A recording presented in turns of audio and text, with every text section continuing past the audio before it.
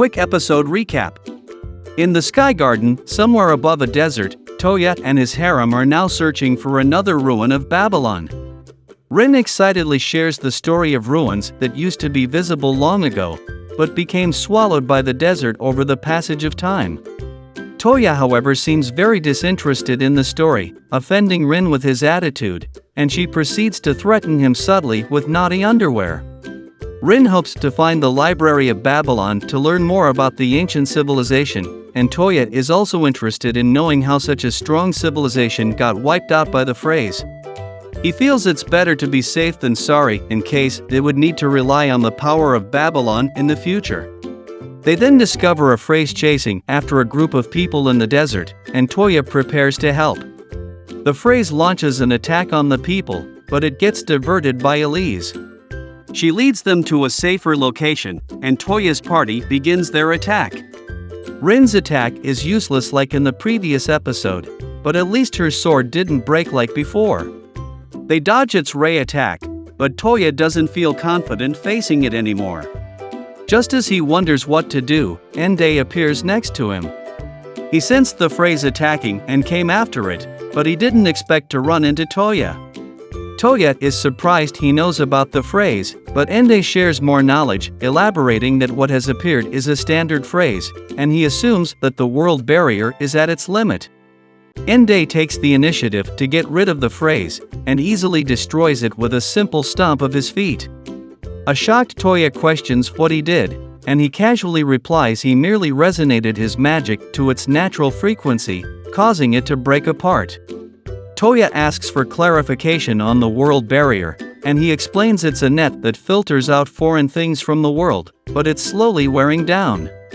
The Freys are sending scouts to search for their king, and Ende reveals he also has the same goal. With everything explained, he gives his goodbye and abruptly leaves. Touya then provides clean water for the people, and the leaders thank him for his timely support.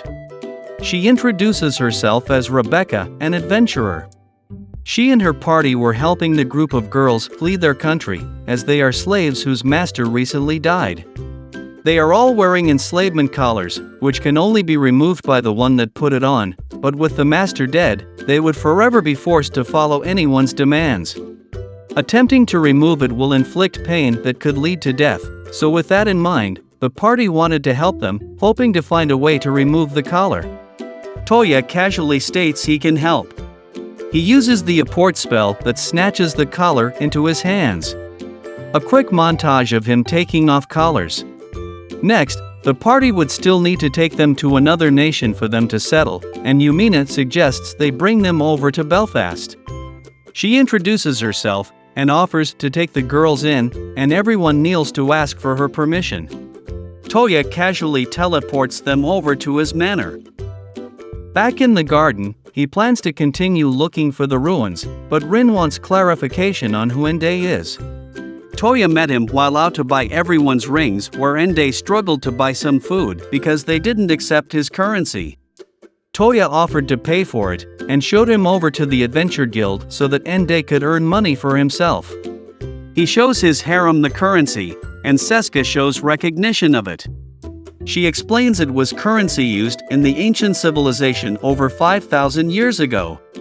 The coin still looks very fresh, and Rin finds Ende suspicious carrying money from the past, and his ability to easily defeat the phrase.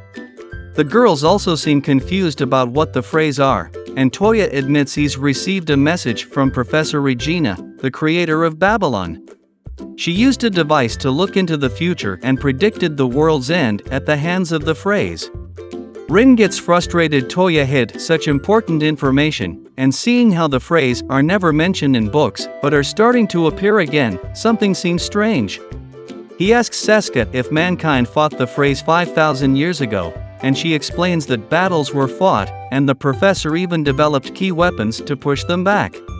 She created frame gears, which are essentially mobile suit Gundams. This excites Touya. These weapons were stored in the hangar of Babylon, and Touya gets pumped up at the prospect of potentially finding the hangar this time. At the ruins location, Rin uses wind magic to blow away the sand, revealing a structure underneath.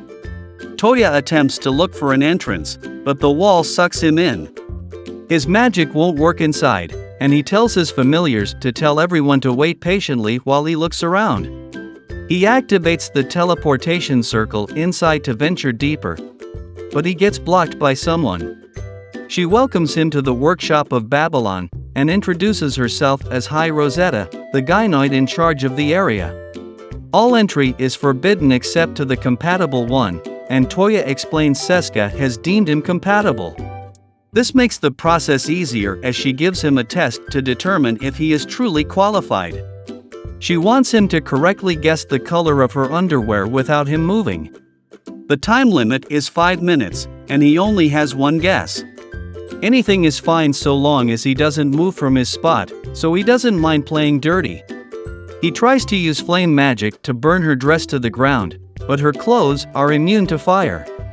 He tries a weaker option by using wind magic to blow up her skirt instead, but it reflects the wind away.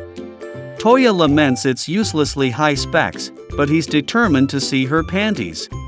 Using his sensing spell, he sends his vision under her to peek, and what he sees is colorless and transparent underwear. With this, Rosetta declares he passes and transfers ownership of the workshop to Touya. They seal the deal with a kiss. She then shows him to the workshop, an all-purpose factory that can manufacture anything one can imagine. The building can be manipulated into any tool or device needed by the owner. It can also easily replicate anything so long as he has a model, though he'd have to provide the materials. To test this out, he draws out his gun blade and takes out some mithril to use as the material. It quickly creates a copy, and Rosetta explains you can easily adjust the product as well. It lacks the ability to shift forms, but Touya just needs to place a program on it. After replication, the workshop can then be ordered to mass-produce said item. With that, Touya asks whether the workshop can produce the frame gears, and Rosetta states that the workshop was indeed used to create them.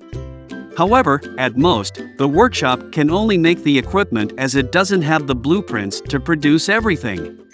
Touya is still far away from a neat dream to ride a Gundam, but maybe someday. Finally, everyone waiting outside is allowed to enter.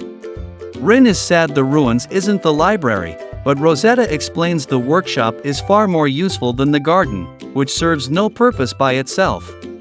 This sparks an argument between Seska and Rosetta. Touya intervenes and has both the garden and the workshop head over to Belfast so that the two parts can link to each other. Back at the manor, Rebecca and her party bow to Touya for being rude after finding out from the maids he's engaged to Yumina. He doesn't mind at all, and with that out of the way, Rebecca asks to allow the girls to stay at the manor until they find work in the city. Touya considers letting them work in the workshop, but he'd rather keep it a secret, so he ponders what to do with the girls.